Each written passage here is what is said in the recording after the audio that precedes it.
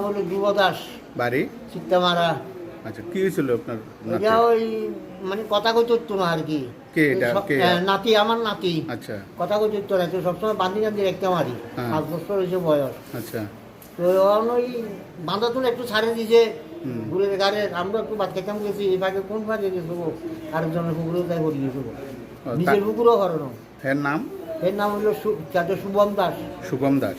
বাবার নাম? বাবার নাম হইলো কমল দাস। বাবা কি করে? বাবার দুর্গাবতী না তৈরি করে। আর হ্যাঁ, কি পড়াশোনা করতো না? না না না, এখনো পড়াশোনা?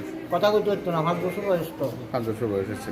কথা কইতে তো এখন হাসপাতালে নিয়েছেন হতো। হাসপাতালে নিয়ে আসি। আপনারা নিজেরাই নিয়েছেন না?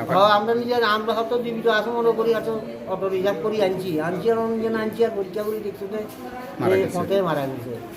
তখন ডাক্তারবাবুরা করতেছে পোস্টমর্টম করুন, সারা করে চাইছে না। আমি বহুত অনুরোধ করছি, দেখেন বাচ্চা মানুষ যা লোক বা কথা কইতে জানে না, আমরা ডিজাইন লাস্টারে আমরা নিল ডাক্তার কইছে পোস্টমর্টম করি, তারপরে তারপরে